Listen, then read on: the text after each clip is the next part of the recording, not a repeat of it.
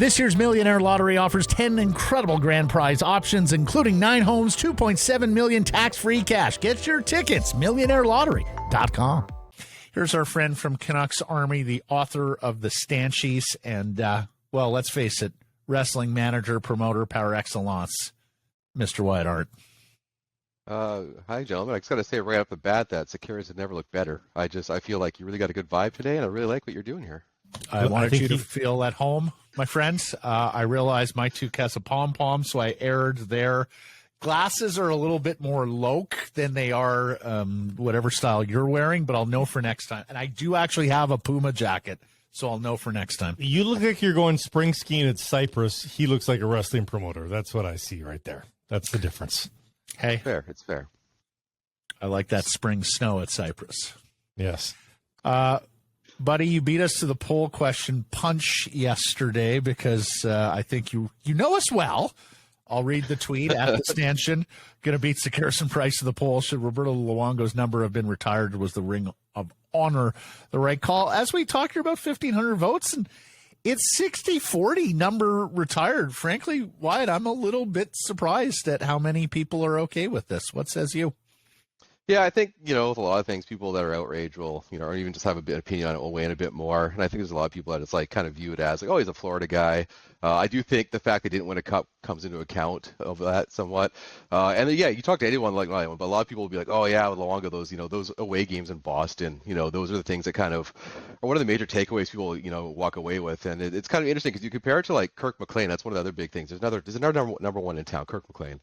And I will go to bat saying like the run for Kirk McLean, I would say, is better than what Luongo did in 2011. That run for McLean, but that really was like the crux of his legacy in Vancouver. Because if people remember, if you think Schneider Luongo was a thing, Kate Whitmore, Kirk McLean was a huge thing back in the day as well. Where like people were like, maybe Kate should be the starting goaltender here. When Canucks went down 3-1 to Calgary, if there had been social media, there would have been anarchy about the starting goaltender of the Vancouver Canucks. So it's not like Kirk McLean was immune to that criticism either. So I'm not too surprised, but I also I do think Luongo's number should be retired on my end for sure.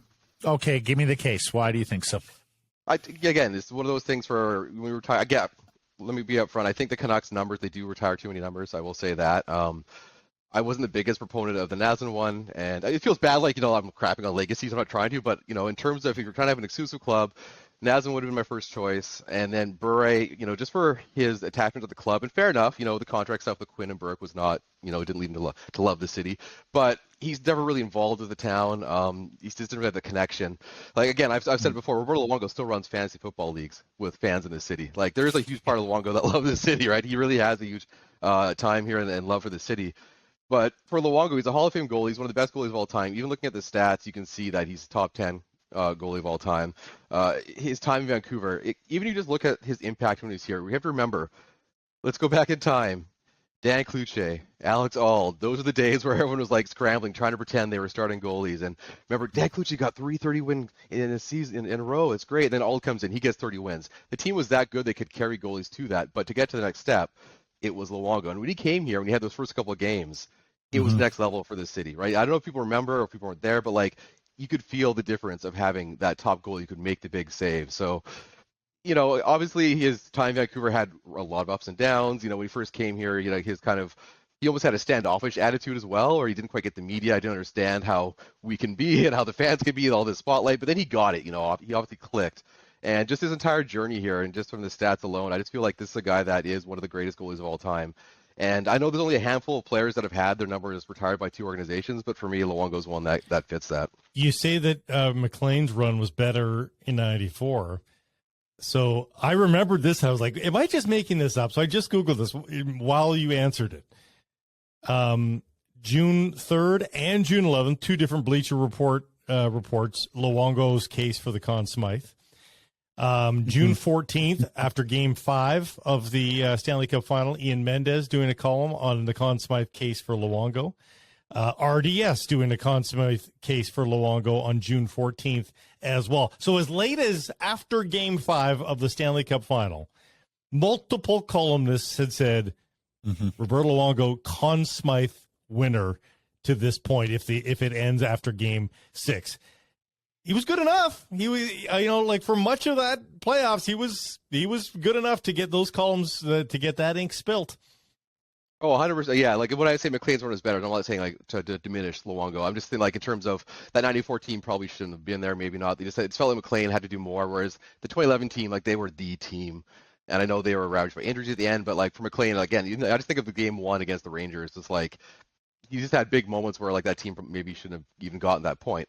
But yeah, as you said, like that's the thing about sports. Like if they win in 2011, I didn't even think about how the landscape changes for so many of these players, just in terms of legacy and how they're viewed. And Luongo wins that because again, the Olympic gold is huge for him, as it was. But like, if you get that Stanley Cup, all of a sudden you're talking about Conn Smythe. You're talking about this is a guy that got that ring. Like even Hasek, look at Hasek. When he finally goes to Detroit, that's kind of cemented. If he didn't win, he just had the Buffalo years. I don't know if he gets to say, like, everyone will say he's great. He's my greatest goalie of all time. But if you don't get that ring, it's like I talked to Dan Marino. You don't get that championship. It just takes it down an inch and gives people a lot of room to debate and argue. So I think that's one of the things that kind of is held against Luongo. That 94 team is also a little like the Blues Stanley Cup team. Remember, they were great the year before. They underachieved the year of 94, but really they were a President's Trophy kind of team that had just grossly underachieved in the regular season. So not as storybook a run as maybe some would say. Demographics is playing a lot into this when you look at what people think here, Wyatt.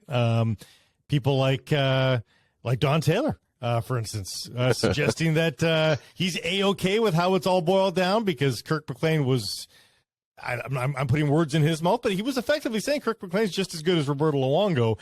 And I think that people in the 20 to 40-year-old demo are very much in opposition to that idea. Well, I think when you look at goalies, because we kind of look like that whole infamous goalies are voodoo, and you've seen like goalies have a 2 to 3 stretch run where they go on fire, or if you're Tim Thomas, you cheat and use illegal pads. You have goalies that kind of do this around the one that have runs. It's true. But Luongo, just like he had consistent, like that's what the greats do. They consistently have those 10-year stretches where they are just like top goalies, and that's what Luongo did. He doesn't just catch fire. And again, I love Kirk McLean. That run was when I was a kid, like that captured my imagination. But 94 has that huge run, and it wasn't by like 97 he's out of the city. Like it's just he didn't have that consistent top goalie every year sort of situation, whereas Luongo did. And Luongo had a couple ups and downs, but overall, this is a guy that longevity and stats, and again, look at all the underlying statistics. I'm sure Grady can find them all. They're all like, he's just one of the top goalies ever in his wins above replacement. Like it's a guy that like, if you have his number up there, you don't need to explain it. Look at his stats. That's it. And if we have Bure up there, like for just purely stats, then that's my case as well. Luongo for purely stats is up there. That's a great way to put it, Wyatt, in that if somebody from out of market walks into the arena, and this is all due respect to even some of the names that are retired, like a Stan Smeel, they would probably go to Google and be like, Stan Smeel, how good was that guy? But, if you put Roberto Luongo, no one's going to Google to ask why Roberto Luongo's hanging in the rafters. I think it's a great way to put it. Yeah, and that's the thing. Like that's kind of like for me what the Ring of Honor is. Ring of Honor, maybe you've got to explain to people why they are so important to the city. You're here for it, but the numbers, you're like, oh, I get it. Like it's much. Again, I detest the fact Colorado retired Ray Bork's number, but at least I understand that it's Ray Bork. You walk in there, oh, Ray Bork, you can kind of get it. But with Luongo, you walk in, oh, Luongo, oh, I get it. Oh, he's with Florida, Vancouver. Like again, Luongo's greatest career moments in the NHL were with the Vancouver Canucks. I bet you a lot of fans remember that run, and like, the spotlight on Luongo was so insane, like, because he was like, that team was, hated by a lot of people just because they were so good, and like people remember that because Luongo was a huge factor in all that. If Matt Sundin delivered a cup, we would have hoisted 13 to the rafters. My God! Oh my God! No, I would have been right in front of the line for that. Of course you would have. He's a legend. You were born to write that column. Yeah, and only that column. Just that one column. Incidentally, Grady finding stats. Oh boy, you're on your own missions for tomorrow. He has yet to do that. But he's still new in the role. We were talking about this, Wyatt. Like, he wore number 1 for a reason.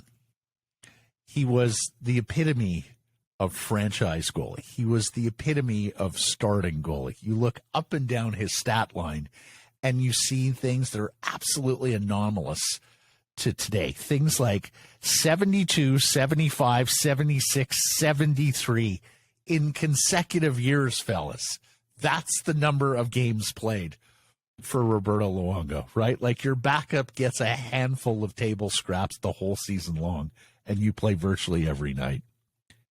Could you imagine pitching him on Ring of Honor? Or can you imagine who had to tell him, by the way?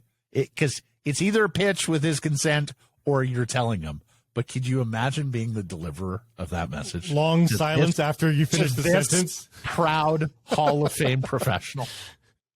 I mean, at this point, this is the guy that was told that, we're going to trade you, so sorry. And then, show up at his house. Oh, by the way, it's Schneider that's going. Like, I'm pretty sure he's not used to any surprise anymore from this organization.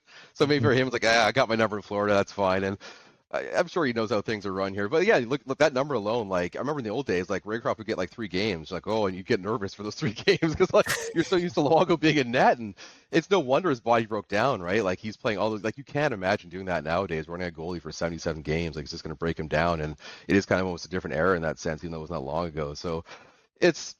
Number-wise, it's a slam dunk for me, but I do think there's just a lot of kind of white noise just based around because everything is so critical in this town, and I get that I'm part of that, but like just that 2011 run and even the way it went, right? Like the fact that Boston got those big blowouts, like if those games were close, maybe even that just changes the tide. Yeah, for sure. People perceive that, right? Like we still talk about what if Schneider had started Game 6? Like we still have the mathematical theories of what might have switched things around, right? So I think that plays a big factor in it. Do you think that Luongo would have pushed back on it and said, guys, why don't you retire? Do you think he would have said anything? I think I think he's a pro. I think he just would have been like, again, I think he's just like, you know what, it's par for the course. I don't think he's gonna be too shocked. I think part of it also is like he will of course be honored, but I think if he sits down and was honest with someone, I'd really be intrigued to think like hear what he'd have to say, like on his thoughts on that. Let me ask you this, and to the extent it matters, because the Vancouver Canucks have the right to celebrate their own history as they see fit. And and they have to be attuned to their constituency, which is Canucks fans and British Columbians, and not necessarily people on the outside. I mean, our market, our team, our history, celebrate it as you choose. Do you think they risk ridicule here from other markets and from outside the Canucks fan base in British Columbia for a secondary honor for a Hall of Famer? Yeah. I think we're already seeing that. I think it's again like it's that whole theorem. Like if another fan walks to the market, like they know like, as much as other fans may have made fun of Vancouver, tried gone after them out in those years. They all at the end of the day I think respect Luongo. They see his numbers. They know what he's about, and I think that's was what I would think was a slam dunk. So for them, they're not going to know the nuances of the market. They're not going to know the everyday trench fighting we're doing over every single topic. They're not going to see like all the breakdowns and stuff. So for them, I think it is, like why wouldn't you retire one of the greatest goalies of all time? Like why wouldn't that be one of your like bars you want to aim for? So I think I don't know if it's ridicule so much as just kind of people just wondering, what's Vancouver up to? Like what's their deal? Which I think it happens a lot here. One of the things we're seeing in our feedback channels, the my contract sucks line, maybe pissed off the wrong people in the highest reaches of Canucks sports entertainment, and we're paying him $64 million at the time. Do you think that has anything to do with it? I mean, this is a franchise that seemingly has very little desire to bring back the skate jersey into rotation, even though there is it's beloved by a lot of people. And so I just feel like sometimes, they have their own view on things. And it could be something as simple as that. Maybe they felt that was something that offended them, and maybe they do view it as always more of a Florida guy. Like I don't know what goes into it. Who knows? But it's just, I guess what's weird to me is the fact that they went out of their way to get Pavel Bury's number up there. Right. A guy that like he would have been totally fine never having his number up there from what we can tell. I don't think he has any love lost for the city, and they did everything they could to kind of like, hey, again, fair enough, skill-wise, totally get it, but with Luongo, it feels like that if you're looking at stats and that, like it's the exact same case, but Luongo actually likes the city, so I don't get it. All right, my dude. Well, it's good to hear your voice again. It's good to see you. I don't know how you can wear a toque as often as you do. My head gets so hot and itchy. It's the pom-pom doing it. That's why. You gotta get really? Pom-pom. Yeah. Do you have a more breathable toque than I do? Yeah, I got speed holes in the back of it. Wind goes in there. Right. There you go. Things you learn when you're a wrestling manager. Wyatt Arndt, the Stanchion. Follow him at Canucks Army and the Stanchies. Thank you, my dude. Good to see you. Thanks We'll catch so up much, down the road. boys. Sounds good, boys. Have a good show. Mm-hmm.